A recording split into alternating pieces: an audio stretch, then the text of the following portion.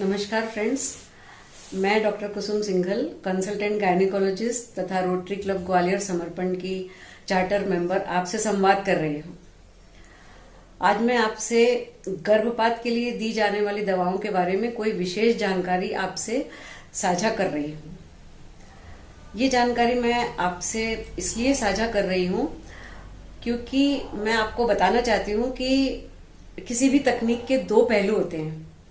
जैसे कि हम इंटरनेट यूज कर रहे हैं तो इंटरनेट से हम आपसी संवाद भी करते हैं, बहुत सारी जानकारियां भी हमें उपलब्ध होती है, ये तो उसका बेहतरीन पहलू हो गया। लेकिन इसी इंटरनेट के जरिए बहुत सारी गलत वेबसाइट्स पर जाकर लोगों का बहुत नुकसान होता है, ये सभी लोग जानते हैं। बहुत गलत गेम्स भी लोग डाउनलोड कर लेते हैं, उससे भी बहुत नुकसान हो रहा है। तो इसी तरह से गर्भपात की जो दवा आई है उसके भी दो पहलू हैं, अच्छा पहलू भी है और उसका एक खराब पहलू भी है। तो मैं आपको इसी की जानकारी आज दे रही हूँ। गायनिकोलॉजिस्ट होने के नाते मैं गर्भपात की गोलियों सेवन करने वाली स्त्रियों से हर रोज ही रूबरू होती हूँ। तो मैं आपको ये बताना चाहती हूँ कि सर्वप्रथम तो गर्भपात की गोली गर्भपात के लिए होती है, न कि ये गर्भ निरोधक या गर्भ रोकने के लिए। तो यदि हमें बच्चा नहीं चाहिए या गर्भ नहीं चाहिए तो हमें कोई ना कोई गर्भ निरोधक का इस्तेमाल करना चाहिए, ना कि इन गर्भपात की गोलियों के भरोसे रहने का। फिर भी किसी कारण से गर्भपात की गोलियां लेने की नौबत आ ही जाती है तो किसी भी डॉक्टर का पुराना पर्चा अपने पास रखा हो उससे देखकर या मेडिकल स्टोर से जाकर गर्भपात की गोलियां खरीद कर खाने की गलती हमें नहीं करनी चाहिए।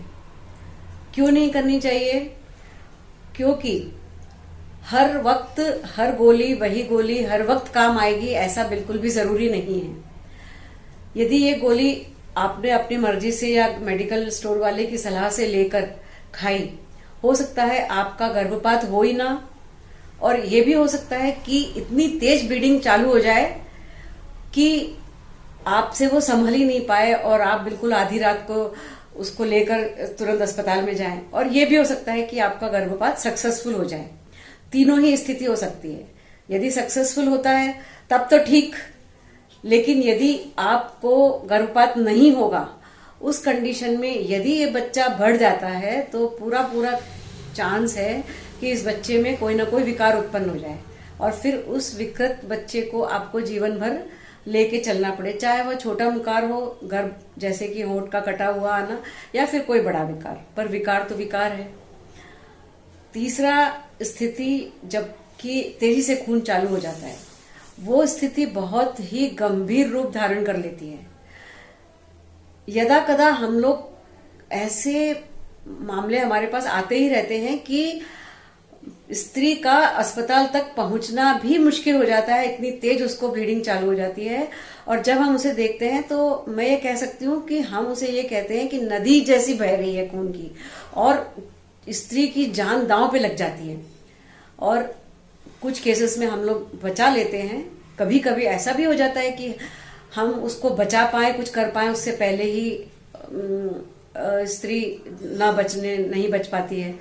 तो इसलिए ऐसी गलती आपको नहीं करनी चाहिए कि आप अपनी मर्जी से खाएं।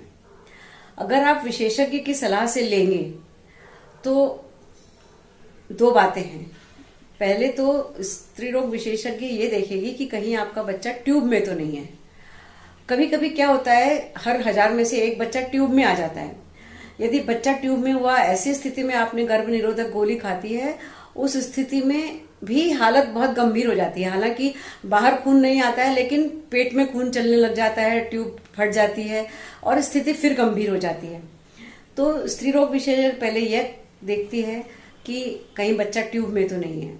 दूसरा, फिर वो ये देखती है कि क्या इस पर्टिकुलर पेशेंट को ये गोली देनी चाहिए या नहीं देनी चाहिए, क्या इस पेशेंट में सक्सेसफुली गर्भपात गोलियों से हो पाएगा या नहीं हो पाएगा। यदि हमें ये लगता है कि सक्सेसफुल हो सकता है, हम उसी को ये गोली की सलाह देते हैं। यदि हमें लगता है कि इस पर्टिकुलर पेशेंट में ये गोली सक्सेसफुल नहीं होगी तो हम उसको मना कर देते हैं, जिससे कि वो उस गंभीर अवस्था में, तेज ब्लीडिंग वाली अवस्था में या गर्भ कंटिन्यू होने की अवस्था में ना जाए।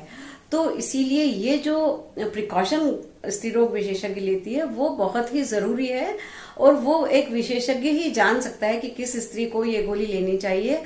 और इसके अलावा सिर्फ नाम पता होने से कुछ नहीं होता है। यदि हमें गोली का नाम तो पता है लेकिन उसका सेवन किस तरह किया जाना है हमें ये नहीं पता, तो वो भी इस गंभीर समस्या का कारण बनता है। तो इसलिए मैं आपसे कहूंगी कि यदि आप एक बार सक्सेसफुल हो भी गए हो, या आपकी कोई मित्र या सहेली या पड़ोसी गर्भपात की स्वयं गोलियां लेने के बाद सक्सेसफुल हो भी चुकी है, तो भी आपको ऐसे नहीं करना चाहिए। क्योंकि यदि हम चौराहे पे खड़े हैं और हमारा एक्सीडेंट नहीं होता है, तो क्या चौराहे पे खड़े रहना सेफ है? क्या सुरक्षित है? नहीं, दूसरी बार एक्सीडेंट हो सकता है।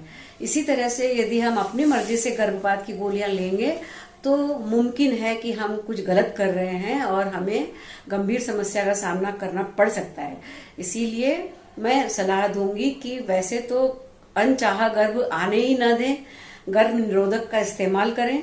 यदि फिर भी गर्भपात की गोली लेने की नौबत आ ही गई है तो कृपया अपने स्त्री रोग विशेषज्ञ से अवश्य संपर्क कर लें, जिससे कि आपको गंभीर स्थिति का सामना न करना पड़े। मेरा उद्देश्य सिर्फ लोगों को गंभीर समस्याओं से बचाना है। Thank you.